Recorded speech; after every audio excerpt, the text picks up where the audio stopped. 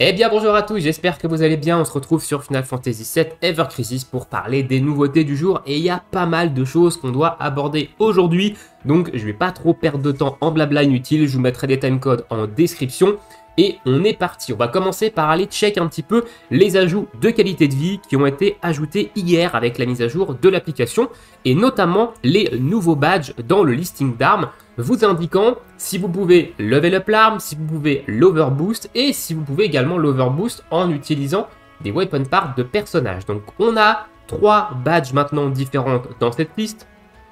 Vous avez cette petite étoile jaune ici, vous avez le classique losange de base, celui-ci le losange jaune, et on a également la petite étoile en version verte, donc comme elle est ici.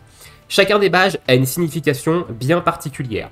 Le petit losange classique, celui qu'on avait avant, ça vous indique que vous pouvez level up votre arme jusqu'au niveau maximum 120. Donc vous avez les matériaux pour level up votre arme au-delà du niveau qu'elle a actuellement. Ça, c'est plutôt simple.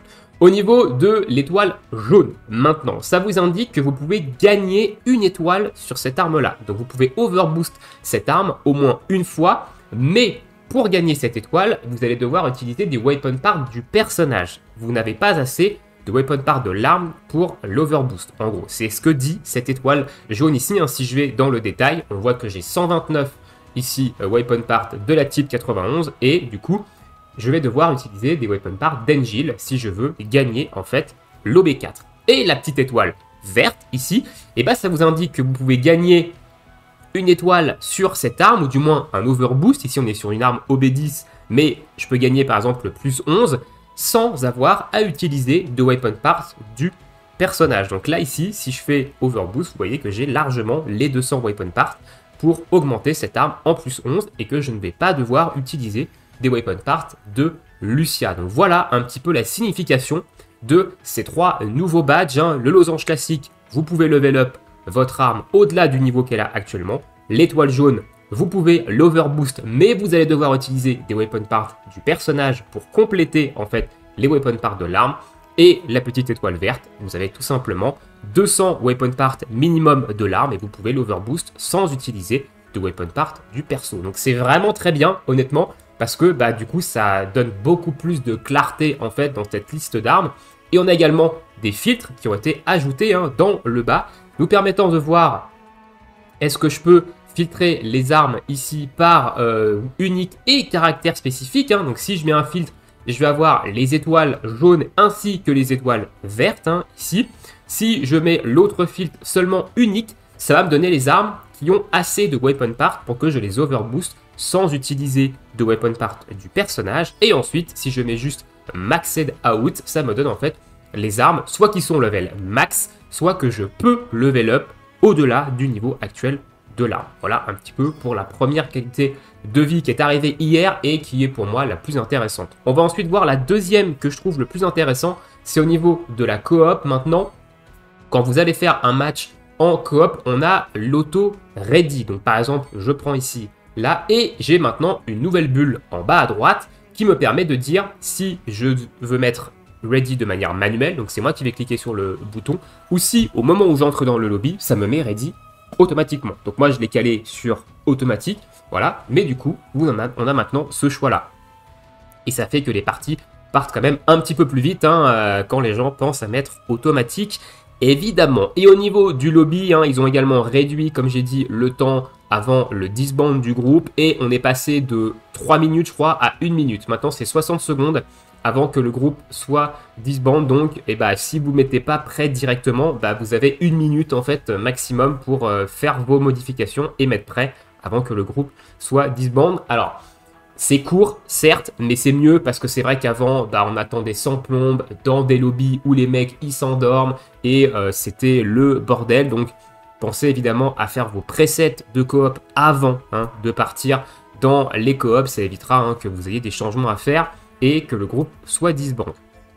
Au niveau des améliorations de qualité de vie, je pense qu'on a fait le tour un petit peu des principaux ajouts. On va juste vite fait check dans l'update notice. On a parlé des overboosts, on a parlé du coop battle et derrière, c'est des petits ajouts qu'on ne peut pas vérifier, notamment sur le guild chat ici, où actuellement il n'y a rien qui nous permet d'avoir des notifications comme quand on a accompli quelque chose dans le jeu. Donc ça, on verra ça notamment lors du prochain Critical Strike.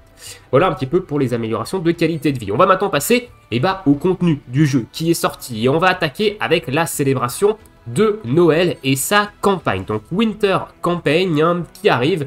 On a jusqu'à 20 multis gratuits, donc une multi de manière quotidienne jusqu'à 20, donc pendant 20 jours, donc jusqu'à Noël en fait on a ça. On a ensuite un logging bonus qui va nous donner 1500 cristaux, du 5 étoiles garanti, des Mitringo. On ira voir un petit peu plus en détail ce que donne ce logging bonus après. Un panel mission qui va nous donner des cristaux et notamment une Buster Sword, ici origine, donc un doublon de la Buster Sword de Zach qui est arrivé dans le Crisis Shop ce mois-ci, en début de mois là. Donc du coup il faudra pas 10 mois, il faudra 9 mois pour avoir OB10 parce que là du coup il nous donne OB1 cette arme là. Alors on en aura peut-être d'autres l'année prochaine avec d'autres événements, etc. pour éviter qu'on doive attendre justement 10 mois avant de l'avoir au max. Donc ça, c'est plutôt cool, en vrai, qui nous donne des doublons de la Buster Swarm. Ça évite, comme j'ai dit, d'attendre des mois et des mois avant de l'avoir max et de pouvoir potentiellement la jouer. Ensuite, on a une petite campagne de boost. Donc on va avoir tous les personnages, donc durant la période, en fait, tous les personnages vont gagner plus d'XP en fait quand ils sont niveau 70 ou moins. Et on va avoir également une augmentation des rewards dans les différentes quêtes pour récupérer les matériaux pour upgrade les armes et les matériaux pour upgrade les sphériés. On ira voir le petit pourcentage, je crois qu'il est marqué dans les quêtes. Donc ici, voilà, donc ici on a 1000% d'XP supplémentaires sur les personnages qui sont 70 ou moins. Donc de quoi monter vraiment très très rapidement vos différents persos. Ici, on a également un boost d'expérience de 200% pour tous les persos, ainsi qu'un autre boost d'XP de 20% pour tous les persos. Alors ces boosts-là ne s'additionnent pas de mémoire, donc là on n'a pas 1220%, je crois qu'il prend le plus haut de base. Et ensuite, on a 100% de rewards supplémentaires sur les training quests et les weapon quests. Et on a également 20% de rewards ici sur les training quests. Mais du coup, c'est le 100% qui va s'appliquer et non le 20%. Donc c'est quand même plutôt pas mal. On a double drop sur les trainings et les weapons. Et on a 1000% d'XP sur des persos 70 ou moins. Donc si vous êtes un nouveau joueur et que vous n'avez pas monté tous vos persos 90, ça peut être le moment d'en monter au moins certains niveau 70. Au niveau du logging bonus, maintenant, on va aller le voir ici, c'est celui-ci. Donc aujourd'hui, on a eu un ticket 5 étoiles garanti. Ensuite, on aura 200 cristaux ici, 1000, 1500 cristaux là. On aura 30, 60 mithril or ici. Donc de quoi passer quand même pas mal d'armes. Niveau 90, 100, 110. On a également 10 mitrilingo, de quoi passer une arme niveau 120. Un ticket 5 étoiles FF7EC, un ticket 5 étoiles de Sephiroth. Voilà, et un ticket 5 étoiles de First Soldier, ainsi que 2 multi 4 étoiles et plus ici, donc un logging bonus plutôt sympa quand même. Ensuite, au niveau des autres news, alors on n'a pas parlé aussi des panels de missions, faut rien que j'oublie, parce qu'il y a pas mal de choses, donc faut que j'arrive à rien oublier. Donc on a ce petit panel de missions qui nous demande de faire pas mal de choses au niveau du jeu, des choses qu'on fait de manière quotidienne, dépenser de la stam, faire des invocations, donc ça évidemment ça compte avec la multi quotidienne, ainsi que les invocations tickets, donc pas obligé d'invoquer sur les portails en cristaux pour ce genre de mission, je le rappelle, se loguer dans la guilde 2 fois, clear en fait des daily quests, faire le journalier dans le nouvel événement, faire des premiums, etc. Alors pour le logging bonus, pour le logging, to guild en fait, si vous avez fait votre logging hier soir, au moment du reset à 21 h, et ce matin, quand vous vous êtes connecté, ça ne vous a pas comptabilisé, c'est normal, parce qu'il a été comptabilisé déjà hier après 21 h. Du coup, vu que le contenu est sorti à 3 h du mat ce matin, c'est pas rétroactif. Voilà, au cas où vous êtes à 0 sur 2 et que vous comprenez pas pourquoi, que vous allez dans le menu de guild, etc. C'est parce que vous l'avez sûrement fait hier, donc avant que les news sortent. Et au niveau des récompenses ici, donc on a des cristaux ici, des cristaux là, et également ici de la Buster Sword. Ensuite, au niveau des news, on va continuer, il faut enchaîner là. Donc on a le Holiday Battle, The Holy Flame Bounty, donc l'événement de Noël hein, qui a fait son apparition avec une arme free-to-play pour Sephiroth, la Wintercrest Blade qui donne HP et potentiel de vent, donc une bonne arme free-to-play honnêtement hein, qui peut servir. Le Burn Tuar, donc le boss de cet événement qui va être faible à la magie de vent. Il fallait s'en douter, alors on peut évidemment utiliser des dégâts physiques de vent, hein. Attention, le boss est vraiment pas compliqué, mais il est principalement faible à la magie de vent, il faudra utiliser d'ailleurs un sigil diamant, bon ça c'est surtout pour les niveaux X, et honnêtement ils sont pas très compliqués, hein, les niveaux X. Le costume et l'arme de Yuffie, du coup, qui donne également des bonus, hein, ici, des bonus de drop. Mais on va le voir que les armes de l'année dernière, aussi de Noël de l'année dernière, ainsi que les costumes, donnent également des bonus de drop. Donc ça, c'est également très, très intéressant ici. Et bah écoutez, c'est tout. On va aller voir un petit peu plus en détail dans l'événement maintenant, hein, ce qui nous est demandé. Donc au niveau des missions... Les missions, elles sont classiques. Pour avoir le fond d'écran, il faut dépenser 5000 de stam. Il faut dépenser de la stam ici n'importe où. Il faut dépenser de la stam en coop n'importe où pour récupérer des cadeaux, synthétiser des matérias, monter l'arme de Sephiroth free-to-play niveau 90 et on vous rend le matériel que vous avez utilisé pour la montée 90. Donc allez-y, faites-le, hein, c'est gratos. Et au niveau des dailies, il faut faire un combat dans l'événement pour avoir 50 cristaux et il faut dépenser 100 stamina n'importe où dans le jeu pour avoir ces petits cadeaux là. Donc relativement classique, relativement facile. Au niveau des quêtes maintenant, donc au niveau solo, on a le niveau journalier solo. On a le X1, le X2 qui sont pas bien compliqués hein, mais qui donnent notamment des ultimate medals pour aller récupérer une nouvelle arme ultime. Personnellement je pense que je vais prendre, je sais pas, j'hésite entre celle d'Engil ou celle de Red 13. L'une des deux, je vais attendre de voir laquelle des deux j'ai le plus besoin. Et on a 7 niveaux en solo, qui nous permettent de récupérer notamment des cristaux de première complétion, ainsi que ces petites box là. Voilà, donc c'est Lottery Box qui vous donne une chance d'avoir du Mithril Ore, du Bookmark, de la potion pour level up des matériaux d'amélioration d'armes ou des gils. C'est pas non plus banger, hein, ce qu'on veut c'est les Mithril Ore principalement. Le reste, c'est pas non plus giga incroyable. Et sur les stages, vous pouvez dropper des Branding Stone Heal, du coup, 4 étoiles et 3 étoiles, ainsi que des différents matériaux pour acheter dans la boutique. En coop, on a 3 niveaux, hein, le Burn Tuar 1, 2 et 3. Et au niveau du Shop d'Exchange, très classique, hein, on retrouve l'arme de Sephiroth ici, des Branding Stone de Heal, donc des Stamina Branding Stone, une multi 4 étoiles et plus, une multi classique, des memories pour Sephiroth et pour Ketsi, des memory vouchers, ainsi que ici, le truc qu'on peut prendre à l'infini, c'est des Branding Stone, des Stamina Branding Stone, 3 étoiles. Et au niveau des Blue GIF Wrapped Box, on retrouve 5 Mithril Ingo, 20 Mithril Ore, des matériaux pour crafter des matériaux à 5 étoiles, ces fameuses Lottery Box, des Weapon Parts de Sephiroth, et ensuite c'est des matériaux pour améliorer les armes, des matériaux pour crafter des matériaux pour level up les armes, etc. Donc très classique, hein, des matériaux pour monter également le sphérié des armes. Voilà au niveau de l'événement. Au niveau maintenant des autres annonces. Alors la bannière, je donnerai mon avis évidemment en fin de vidéo. On a des annonces pour la semaine prochaine. Notamment la semaine prochaine, on aura le nouvel événement de ranking, donc le retour du Battle Ranking. J'espère qu'ils vont faire un mois sur deux, parce que le mois dernier, on avait eu le Dungeon Ranking, là on a le retour du Battle Ranking, et j'espère qu'en janvier, on aura un Dungeon Ranking et qu'ils vont alterner en fait un mois sur deux. Ça serait plutôt cool qu'on se repaluche pas plusieurs mois avec du Battle Ranking, et etc. Parce que le dernier Dungeon Ranking était vraiment sympa. Donc le Battle Ranking, The Ninja and Eyes, hein, qui va sortir du coup jeudi de la semaine prochaine. Le premier boss, c'est celui-ci, c'est le A-Rejector. Le A-Rejector qui est faible au vent, principalement. Alors je sais pas s'il est faible au vent physique ou magique. J'avoue, je crois qu'on le combat dans un extra de Zack, de la story de Crisis Core. Faudrait que j'aille check si c'est le même.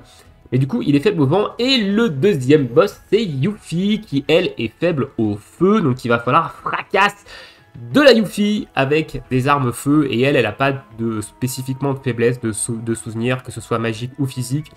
On peut taper avec les deux. Donc voilà, de quoi se préparer en fait pour le prochain Battle Ranking qui aura lieu la semaine prochaine. Et ensuite, il nous annonce déjà l'arrivée de Titan. Alors on le savait, Titan devait sortir en décembre. Mais là, il est annoncé pour le 25 décembre, 3h du matin, chez nous, hein, donc pile le jour de Noël, on aura la nouvelle invocation du jeu qui va sortir. Alors, on va voir avec la bannière juste après, mais il y a quand même de très fortes chances que Titan soit faible au vent, hein, évidemment, et qu'il faille taper vent magique sur lui, principalement. Je pense qu'il va être résistant particulièrement aux dégâts physiques, donc il va falloir commencer à ce setup vent magique, et bah ça tombe bien, hein, parce que on a fait le tour un petit peu des news, et on va parler un petit peu des bannières. On va commencer par le step up, parce que celui-ci, je veux absolument en parler, parce que pour moi, c'est un turbo bait. Ne vous faites pas avoir par ce step up. Pour moi, c'est vraiment un bait. Après, vous faites absolument ce que vous voulez de vos cristaux, mais je vais vous expliquer pourquoi, de mon point de vue, c'est un turbo bait. Alors, les step up, d'habitude, j'en parle jamais, parce qu'il faut des cristaux rouges pour invoquer dessus, sauf que celui-ci, on peut pull aussi en cristaux bleus. Donc, peut-être que des free-to-play low spender qui n'achètent pas de cristaux rouges mais qui ont des cristaux bleus vont être tentés en fait de pull sur ce step-up, parce qu'il y a quand même de très bonnes rates de drop du 5 étoiles. Hein. On a sur la première multi une rate doublée, donc 15% de chance d'avoir un 5 étoiles.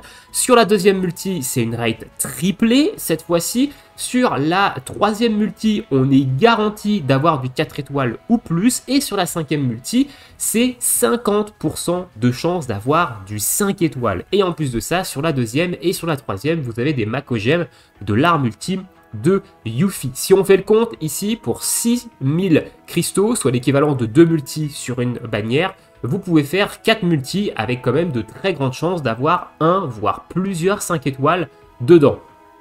Dit comme ça, c'est ultra tentant. Vous allez dire, putain, je vais pouvoir dropper plein de 5 stars, avoir des doublons, etc. Le problème étant, c'est que déjà, il n'y a aucun costume. Et dans FF7, on pull avant tout pour des costumes, parce que c'est la vraie chose limitée sur les différents portails. Ensuite, vous n'avez pas de wishlist, donc vous ne pouvez pas augmenter le taux de drop des armes que vous avez vraiment envie de drop. Donc potentiellement, vous pouvez faire un tour, sachant qu'on peut faire un tour par jour, hein, et je crois que le portail dure jusqu'au 12, 3h du mat, donc là on est le 5, donc vous pouvez faire au maximum, donc 1, 5, 7 tours, si mes maths sont bons, vous pouvez faire 7 tours. Sauf que dans les 5 étoiles que vous avez droppées, vous n'êtes pas assuré d'avoir ce que vous avez envie. Et du coup, vous pouvez dropper full 5 étoiles useless, et en fait avoir balancé des cristaux pour pas grand chose, voilà.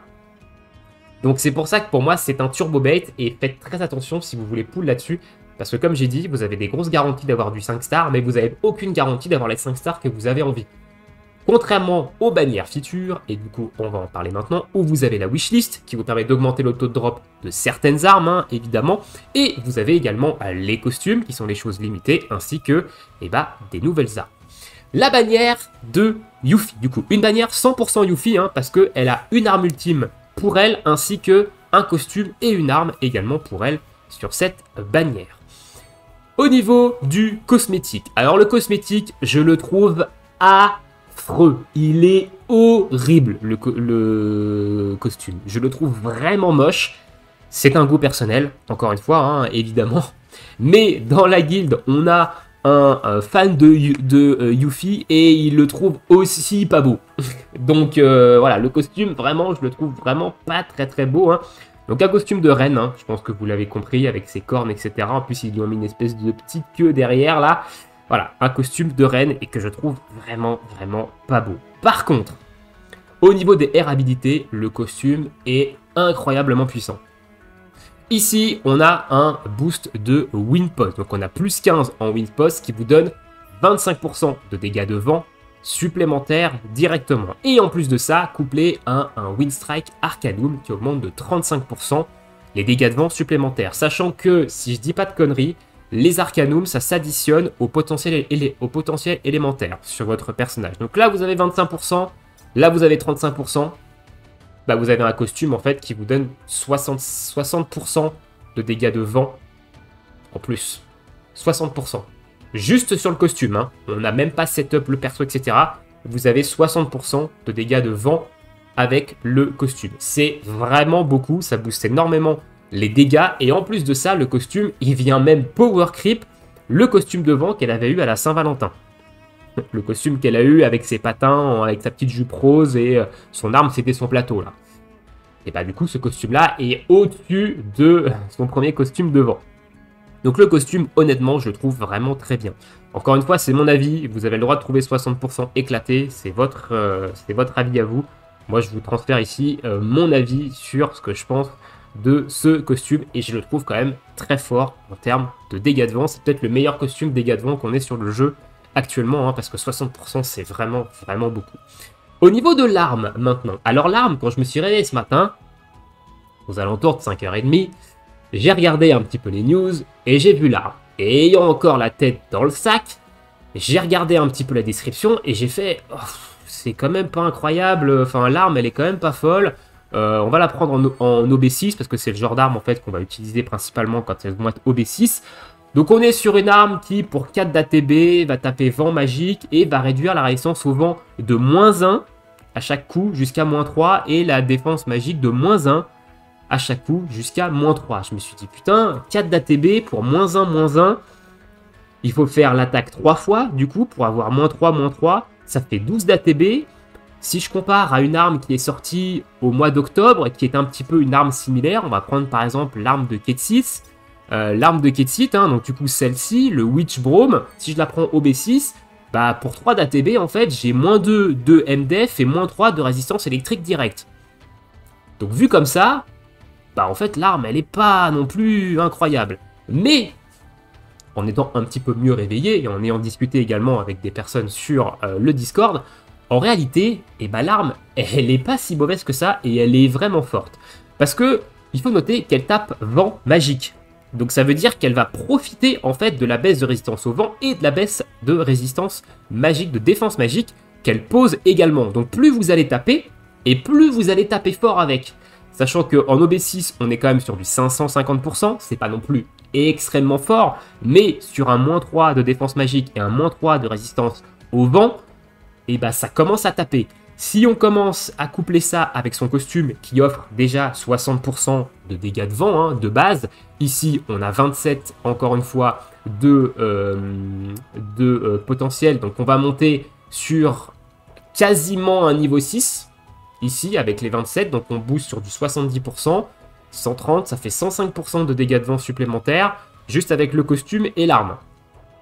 On n'a pas ajouté de potentiel magique ni rien. Donc là, vu comme ça, on se dit, ah ouais, en fait, ça fait peut-être que du -1, mais vu qu'on va la spammer, en fait, on va monter à -3 et on va faire de plus en plus mal, et à terme, elle va mettre quand même des petites torgnoles. Donc l'arme, je la trouve quand même vraiment forte. Au final, par rapport à ma première vision que j'avais eue quand j'ai regardé le descriptif, je trouve l'arme vraiment forte. Elle va mettre un petit peu de temps à se mettre en place parce qu'il va falloir poser les debuffs. Mais une fois qu'on a les 3 debuffs, les 2 debuffs au maximum à -3, et bah on enquille et là on va balancer de la patate. Donc c'est une arme qui va taper, je pense, et qui est plutôt intéressante à aller récupérer. Elle donne également un gros boost de M-Attack, hein, 54. On a quasiment le niveau 7 alors qu'on est en OB6. Et en OB10, ici, et ben en OB10, on monte à 62. Donc on se tape directement le niveau 7 de M-Attack, ce qui permet de mettre autre chose derrière comme statistique. On a 39 en dégâts de vent, donc on monte ici sur un level 5. On rajoute les 25, ce qui nous permet de monter jusqu'à un level 8, peut-être, si je me trompe pas. Je pense qu'on doit passer, ou au moins un level 7, pardon. Un level 7, je pense qu'on doit avoir un level 7, peut-être presque un level 8. Donc ça va taper. Ça va taper. Franchement, l'arme, elle est vraiment forte. Couplée à son costume, c'est vraiment fort. Donc plutôt une bonne arme.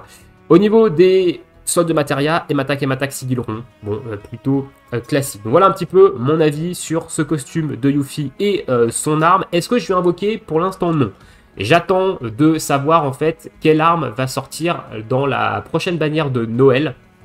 Voilà, pour savoir s'ils vont pas nous sortir un plus gros DPS vent magique que ça. Si jamais la prochaine bannière de Noël, elle n'est pas incroyable, c'est-à-dire que c'est pas mieux que ça en termes de DPS vent, il y a des chances que j'aille récupérer le costume de Yuffie, donc au moins son costume, et ensuite l'arme, on la mettra en wishlist, etc. On la montera tranquillement, mais voilà. Au niveau des stamps, maintenant, du coup, on a une garantie au stamp 6, le ticket au stamp 12, hein, j'en avais parlé. Ce ticket-là vous permet de récupérer soit le costume de Yuffie, soit de prendre le costume de Lucia de l'année dernière. On a un 5 étoiles et plus garantie sur la 4. Et derrière, on a une garantie ici, une garantie là. Le ticket à nouveau, hein, et un 5 étoiles garantie ou plus au stamp 6 en page 2. Et on va finir maintenant avec l'arme ultime. Et oui, parce qu'il y a une arme ultime sur cette bannière, et cette arme ultime, c'est quelque chose. Honnêtement, c'est quelque chose. Je la trouve vraiment très puissante, l'arme de Yuffie. Donc le conformeur, hein, ici, avec son attaque férocité, qui va faire 2000% de dégâts physiques magiques non élémentaires en mono-cible, qui va diminuer la défense physique de -3 pendant 30 secondes, ainsi que la défense magique de -3 pendant 30 secondes, et augmenter l'ATB de plus 7. Donc en fait, 7, ça vous donne votre maximum de jauge ATB. C'est un refill complet de votre barre d'ATB, donc c'est très fort. On connaît déjà la puissance de l'arme d'Aeris qui donne 3 d'ATB à chacun de vos membres. Là, vous mettez ça sur un DPS. Le fait de pouvoir baisser la double def, en plus de mettre une petite tarte et de vous refill totalement votre jauge d'ATB, donc de pouvoir derrière balancer un burst. Si vous avez l'arme d'Aeris à côté et que vous arrivez à cycler les deux, bah votre DPS il frappe constamment. Genre il frappe tout le temps et il gagne de l'ATB et du coup c'est fort, couplé à en plus de ça l'arme d'anniversaire d'Aeris qui va encore vous donner plus 1 si jamais Aeris est à X ou moins de PV.